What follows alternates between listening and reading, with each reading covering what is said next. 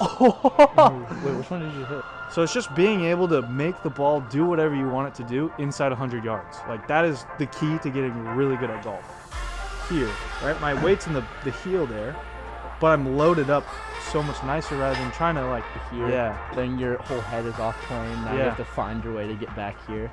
The big, like, I'm giving a lot of free sauce. Like, this is what I'll talk about in lessons. Like, I usually charge for this stuff. Yeah. What's up, guys? Welcome back to another YouTube video. If you guys couldn't tell, we upgraded. We got some mics. I got dual mics here. Dual mic. Today we're at Meadow Park Golf Course here with my buddy Jake. We're just doing some range stuff, range talk, swing mechanics, anything about getting better. I'm gonna ask Jake a couple questions, what he thinks he does to improve his game. Basically, the premise of this video is I want you guys to get better at golf by the end of this video. I want to sprinkle a lot of knowledge from me as a pro and as Jake, who's a single-digit handicap, not as serious as I am, but he's still pretty good. Just anything to help you guys out in your guys' own game. And exciting announcement, I bought a camera. I was planning on filming this video with the camera, but it's dead. So we bought the Sony ZV-E10. I was so excited to film with this thing, but the battery doesn't come charged, so we're out of luck. But yeah, we're just gonna keep the camera rolling, kind of pretend that you guys aren't even here, and kind of just talk about golf. Golf talk. Sucks that those mats aren't that good. They're not. Yeah, they don't like concrete. Yeah, they kind of bounce off the mat. Like a divot doesn't feel like compressed. Yeah. It feels if you catch clicky. it fat, it's not gonna like translate as well as like grass, you know. Like that, yeah. That's all right. We're stuck with it. I bet you I hit the gong before you do. Probably, honestly, I have no feel anymore. Got it. No. Oh!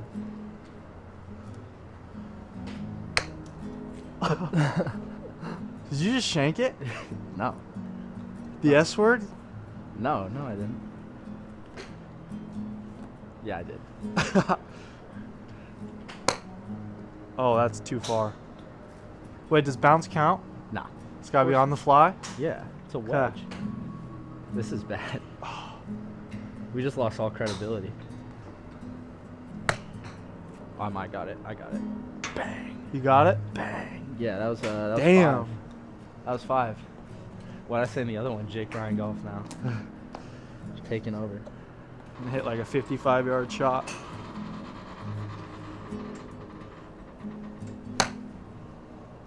Just like that. Yeah.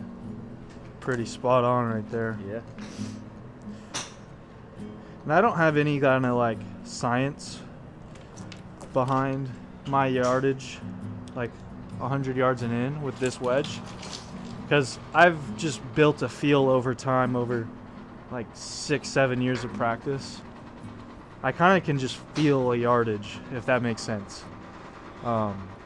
Wesley Bryan actually talked a lot about that too, is he just kind of gets flowy, is kind of the way he said it. But here's like a half swing with kind of a consistent speed coming through the ball, and that should go about 55 yards just like this.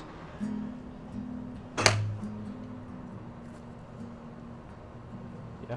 Went about 60, probably, I was gonna say. 62-ish. All right, now we'll hit some 75.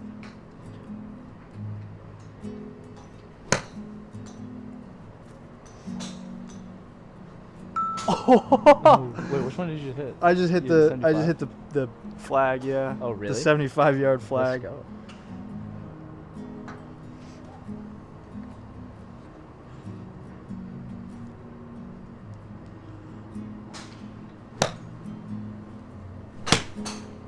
Oh, our balls almost hit each other. Yeah. I think that's like the difference between me and you, is because like when I come out here and I practice, like I'll hit like 10 balls at the gongs as well, but after that I'm just kind of, you know, going to like my 60 degree and I'm taking like half swings, like 75, but you're practicing those in between numbers, which I think I never really did. So I mean, it took me a while to really be able to calibrate that way. So that's why I understand like the feel perspective, not not getting too like technical when you're taking it back and to judge distances. It's like all just feel. Yeah. You know. And the only way to build that feel is through practice. Yeah. Right. And like I have like everyone like some people use a clock system and that's a lot more like technical. Mm-hmm. But I'm a big feel player. Like. Yeah. And and you'll notice when you're in the pro golf scene is everyone kind of swings their own swing. Oh yeah. Like is a really good player and he loops the club a lot. Mm-hmm. Like he kind of takes it here and then loops it and plays that draw. Yeah.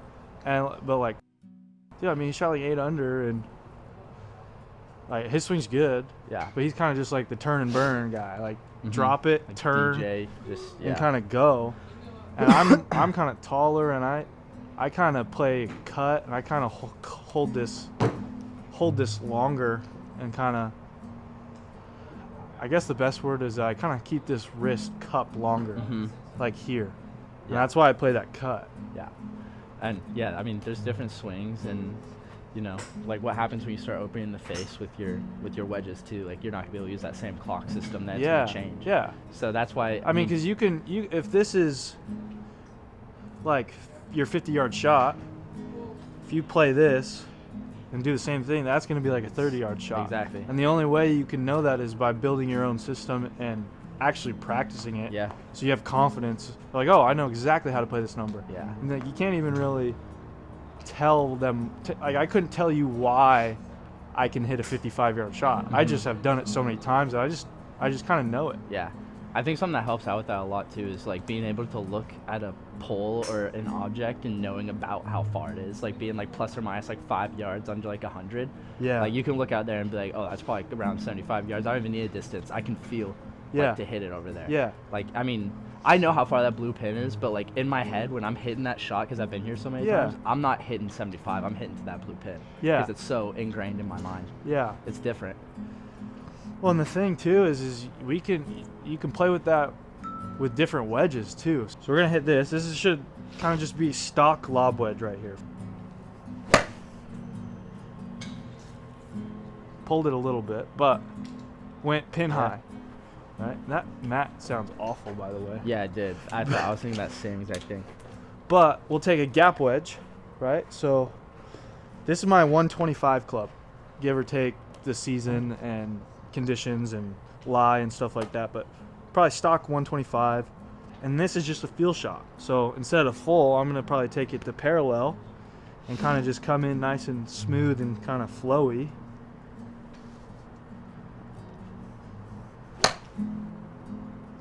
Lower ball flight, less spin. It's going to more like one hop stop rather than rip back. And that thing's like 5 feet from the hole.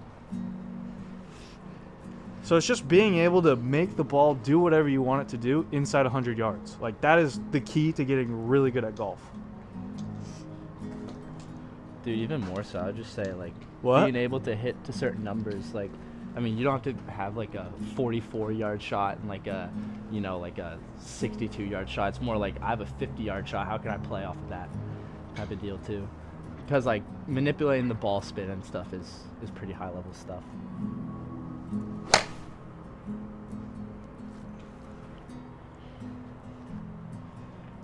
Jake, why didn't you want to play in college? I mean, I was coming off a good summer for tournaments, but I mean, for me, it was more so just like a personal decision to choose education over playing. Probably, I didn't have like as much ambition to go and like work my way up in the college game as much as you did, stuff like that. So I was just more so focused on school, kind of a boring reason, but.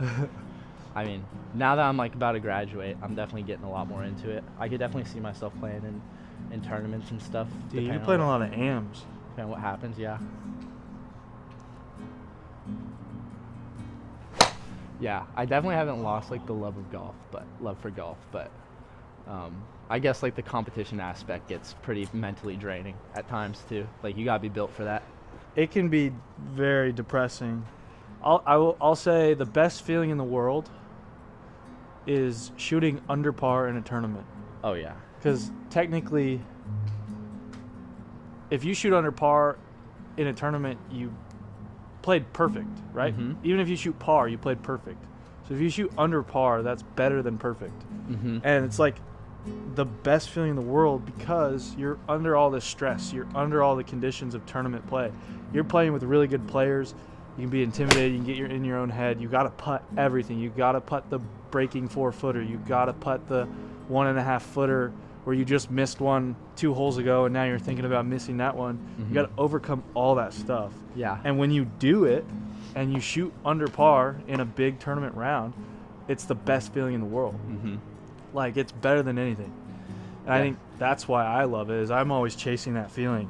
Now, I don't even know what it feels like to win because I've never won an event, like a real tournament. Yeah. I've won, like, men's club stuff at, like, local courses, but I don't really count those. I just want to – I'm chasing that win because I don't even know what it feels like. Yeah. Like, it's got to Probably be crazy. better than just shooting under par. Oh yeah. Because you show up, you're the best golfer there, you make money.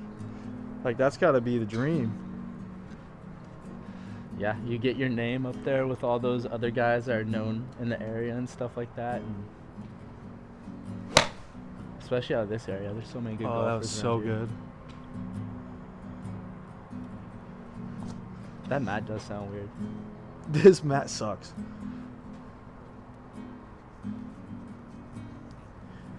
But we're committed.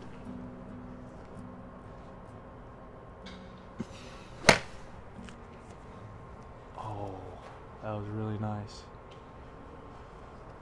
Yeah. There we go. The swing thought I'm working on right now is just kind of on my takeaway. I'm really kind of thinking about sitting. Obviously, the weight transfers to this side, but when I think of it that way, I kind of sway rather than like naturally transferring my weight. So I kind of think of the opposite.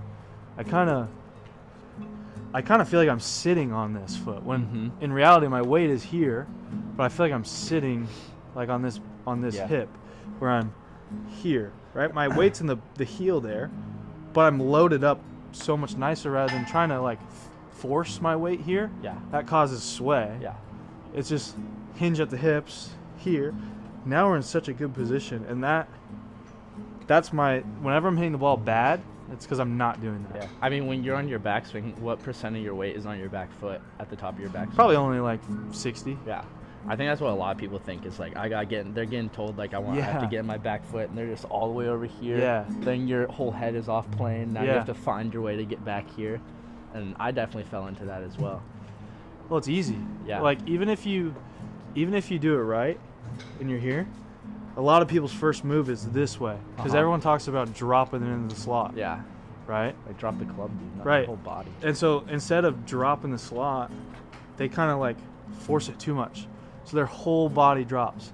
Now you're staying behind on that weight, or your weight's staying back. To hit this ball, you need your club head to catch up to your hand, so then you flip at it. Now you expose the sole of the club, Yeah. and you're gonna blade it every time, Hitting flop shots. right? And that's you got to be perfect to even hit a good shot. Yeah. But the big, like, I'm giving a lot of free sauce. Like this is what I'll talk about in lessons. Like I usually charge for this stuff. Yeah. But you can drop your hands without dropping your whole body, right? Like to get in the slot, just do this. Like nothing up here moves. Like we just got to be patient. Right? Everyone's so excited to hit the golf ball. The golf ball's not going anywhere. It's staying right there. So all we got to do is stay patient, drop the hands. Now we're in this position. What do we do from there? All we do, rotate. Yeah. Look, now we're through the golf ball, our weight's to our front side, and that face is square. If you can just repeat that, then the game just is all about club face control and what kind of shot you want to hit. Yeah. I guess it is important to know. You should. I mean, if you're doing this, you have to be on plane too. Yeah. Because if you're like here. Yeah. And you go like that. I mean, you're still Then getting you're yourself in getting, trouble. yeah, then you're kind of getting Here. stuck. Let's put it all together. See if I can back up my.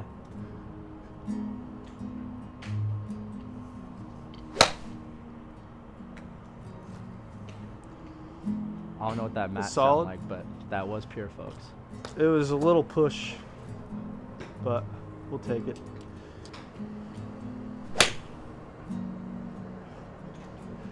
Dude, I can't believe me and you quit baseball at the same time, decided to play golf, and then we didn't even make the team. We made practice squad together. Yeah.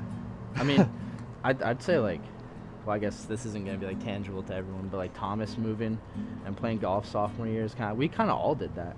Yeah, Well, everyone Joel kinda did too, except for Irwin. Yeah. Golf was blowing up, bro. Golf was blowing up. We got there, I'd say we got there right before. Right before golf was cool. Yeah. Like, we yeah, got there and it basically. was still nerdy and Yeah. kind of lame. Yeah. Like, It's I so say that funny. from a view of like a basketball, baseball, football player, where people were still kind of calling us names or calling us stupid for quitting our sport, because we were pretty good. We got bullied. Like, we got shoved in lockers. Dude, I remember I talked to, It's a joke. I told Coach, I won't say his name, but I told our coach that I was quitting. I wasn't going to play next year. I wasn't going to play fall ball. I wasn't going to play. I won't be here in the spring because I'm going to play golf. Oh, that was fat. And he laughed in my face. Yeah. Dude, I remember we were walking up That guy was just from an asshole we in were general. walking up from fielding practice, and we were walking up to the batting cages. And I told him, I said, "Hey, like, I won't be here next year. I'm gonna play golf. Like, this Yeah. is springtime. Like, golf gets good. Like, the weather's good. Like, I'm gonna." And he just laughed in my face and says, "Okay, like, you really think you're gonna make the team?" And I was like, "Yeah." He was like, "Nah, I'm sure I'll be seeing you next year." Oh, that's so messed up. Dude, you were playing well in your last season too. You're like, Dude, I had 8th grade. I led the team in RBIs. yeah, dude, you're I was hitting- pretty You just solid. hit a bunch of doubles. Like, I want to stop hitting doubles. I want to go top the golf ball for like a year and a half straight. I've talked about my progression of going from like shooting in the hundreds to shooting it like breaking 80 in 1 year. Yeah. I've talked about that on my channel before, but I actually don't even know your kind of progression. Like that, when I look back at golf, Like time span wise. yeah, like, not necessarily like time span by, but like all the milestones, right? Like you break 100 for the first time, then you're Mhm. chasing 90, then you're chasing 80, and then you kind of like shoot under par, Yeah. right? Like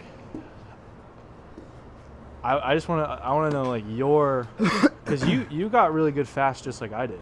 Yeah. I mean, I would say, probably speaking for both of us, that like baseball transferred over pretty well. A lot like mechanics wise, everything was pretty somewhat natural to a certain degree. I mean, I would say tryouts, I was like 113, I think I shot at tryouts. I remember you were a lot better than I was. Well, I wouldn't say like that. What did you shoot, like 127? Is that what it was? I think I shot like 124 my first day out at tryouts. Yeah. I mean, yeah, I would say probably within like a year from there. Like once we came back the next year for golf season, like a year, you had improved probably the most out of anyone. I would say I was probably around like mid 80s. I was probably like I don't know, like a 14 handicap in like a year from like a 20, like what, I don't know, like a 30 maybe. And yeah, I don't know. I think that was it was literally just going to the range. Like I was at the range basically like every day, like always working on stuff, and I mean just building feel. I guess that's really the only way to do it. Like you can like be not good at golf, but if you go out there and practice like every day and learn your swing, I mean you're gonna get better no matter Yeah. what. Yeah. So And one thing that I found, especially teaching beginners, is like I'm giving a lot of lessons to beginners. yeah, Your body like wants to do what's natural, right? So Yeah. if you obviously you're gonna look a little goofy at first, never swinging a club before, like because your body just doesn't know how to move that way yet. mm-hmm. But as you do, it happened with Kyle. Like your Yeah, body, just now. something clicks to where, oh, I know how to use my body the right way now. Yeah, I would just say like body awareness, like knowing where your hands are in your swing and all that type of stuff. It really just helps you to be able to make changes. I mean, that was one thing my coach used to tell me, was like I was really good at making changes and stuff like that. But that was literally just like a product of me literally being at the range like every day basically for like the whole year. And like, yeah, that's annoying. But yeah, I don't know. I was always able to, like, whenever I went to go see my coach, I was always able to, like, make changes really well. Now, maintaining those changes is something else. That's something I wasn't as good at. That's the difference between me and you and Kyle. You guys can maintain those changes and stay on hot streaks. But yeah, just getting out there, going to the range. I mean, if you genuinely want to get better at golf, like, you're not going to get better by just watching YouTube videos and going to the range once a week. You got to go out there multiple times a week. It's just like any other sport. You got to go out there, put the reps in, and you'll get better over time. Just a little yap sesh there.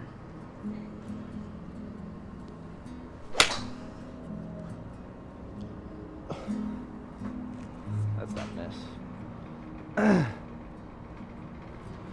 Yeah, I don't know. I've been working on, I would say the main thing of my swing was my downswing is fine, but I have some rotation issues and a couple backswing issues, which I think a lot of people could relate to, is when I take it back.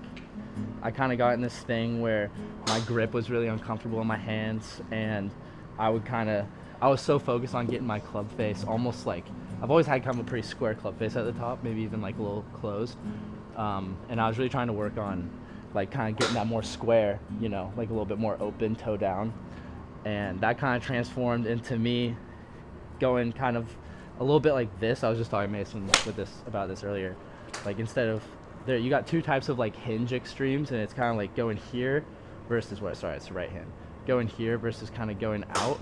And I was very much kind of going like this. And what that would do is the butt of the club, instead of, you know, staying on that line, going all the way back, I would be almost like Matthew Wolf, kind of like having it point at my feet. And that just gets my club really vertical. And the result of that is me getting really in tight and over the line. And then from there, you have to reroute on the downswing. But, I mean, even as we were talking earlier, like, I would still hit good shots. Like, the shots wouldn't be too bad. The contact would be a little spotty sometimes. But, I mean, that just kind of goes back to us talking about just going out and playing and really understanding, like, where you are at all times in your golf swing. But, yeah, so really what I'm working on now is, you know, getting the butt of my club more down the line as I take it back. If you drew an imaginary line from behind the ball to your target, trying to stay on that line the whole time.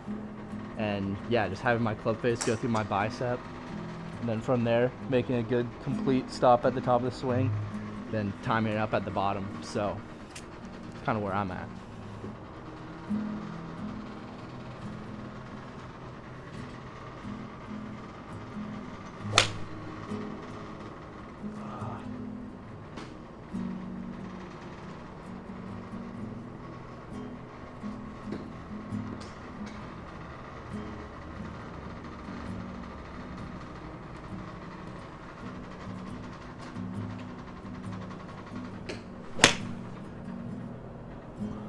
Did you see Bryson made that hole in one?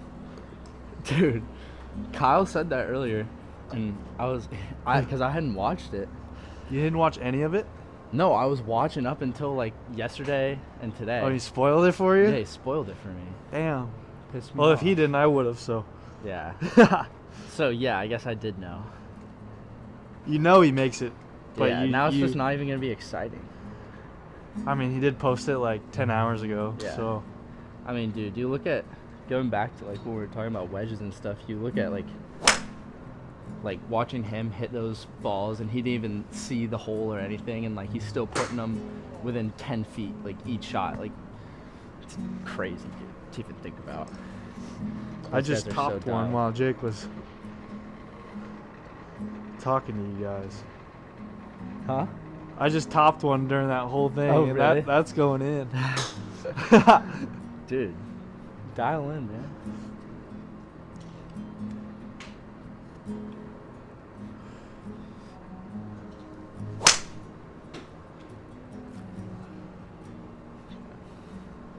I'm going to send him into that tree.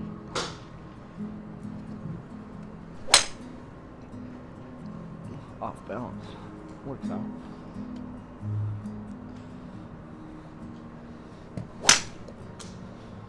Oh, that's right at it. Go. Too low.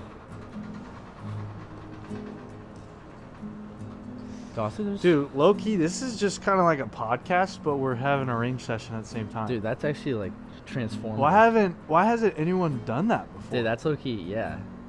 Dude, we should make this a weekly thing. Yeah. Dude, like one video a week on top of, and kind of like just raw. Like I don't really have to edit too much. Like obviously, we'll have to get a lot better at talking, so there's less cuts of us going oh wait, I messed that up. Yeah. So you? No. Me. Yeah. Let us know if you want that. If I should do like a weekly range session. I did have them. They were called range talks. We're gonna bring them back. You heard it. You heard it here right now. We're bringing back Range Talk series. Let's go. Let's go. Imagine we had like a simulator or something. We could just like, I don't know, because there's a lot of excess noise and stuff, but it's pretty lit. It's pure. That was pure. Obviously, the people want to see driver, so I'm gonna hit some driver, and then we'll probably wrap it up. Got my ass crack out on the camera.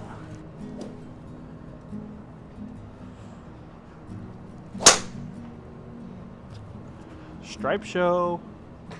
That's straight. I'm not gonna be as much of a stripe show.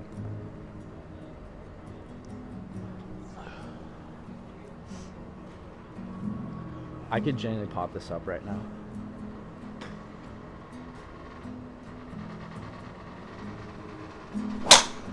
Oh shit. Dude, I love hitting a cut. It's like my favorite thing. I can't hit cut with the driver. Like I just love being able to aim left and just swing hard, and I know that the ball's gonna cut every single time.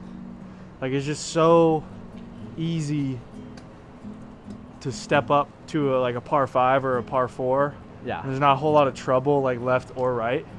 Like yeah, you can play away from some things like bunkers, like fairway bunkers, but as long as you're setting yourself up like start line wise and you know that you can't miss it left and you're just gonna cut it, like a good cut's like 10 yards and then at worst like you're gonna slice it like 25 yards and you're in the rough or whatever.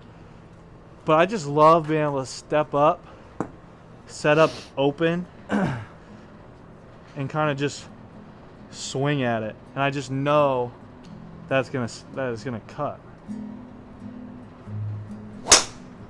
like that, dude. Like that's so easy to play. Play all day long. Just aim at the left side of the fairway. Yeah. So I really try to just feel like these hands kind of fall off a little bit, like quicker body, softer hands, and usually that gets rid of that pull shot. Just like that. Said that same thing like 10 times in a row now. That's the fairway finder. That's literally the fairway finder, and it goes like 290. So obviously not right now because it's so cold. It probably goes like 275. Yeah, it's like all carry. But in the summer, that thing's going like 300 carry with a cut. Yeah. Special guy.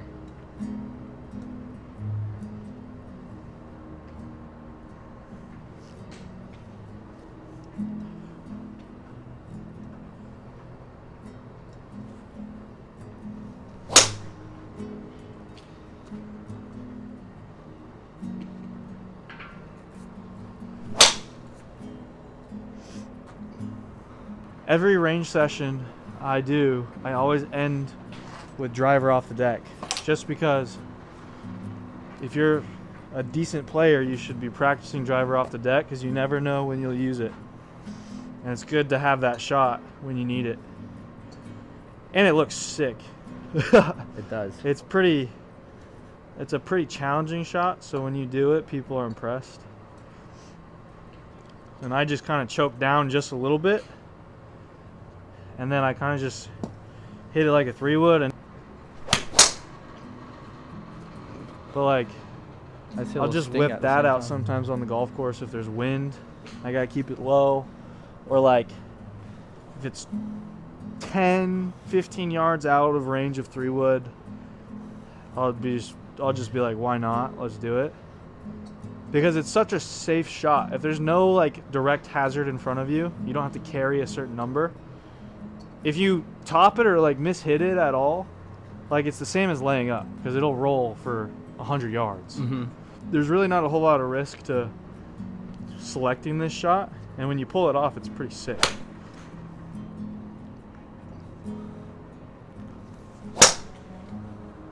Like that. That would be a mishit, and it's the same as laying up. Yeah. So like there's no downside to trying it because you can still make birdie.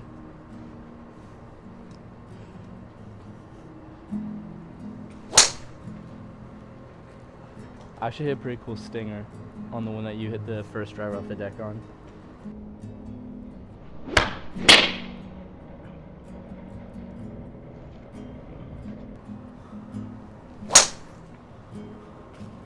Bang.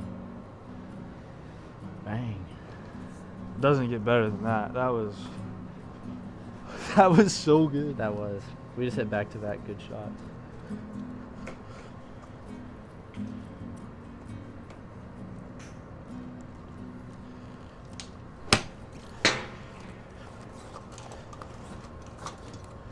That was first try. Oh, hit the other one. Bro, you know what's possible? You could hit this white dot and the ball will bounce all the way over and you hit the other one.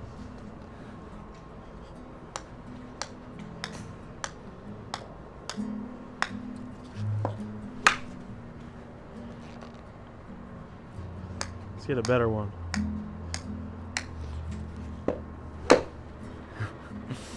I don't know how people do that, dude. I can't time it.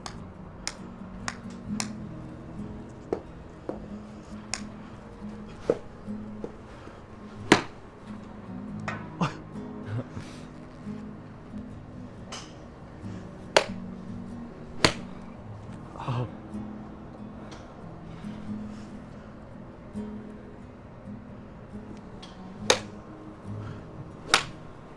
Oh. You just hit the first one a little too far. Try it like 100, like max. Oh, think of it as 100? Yeah. Okay.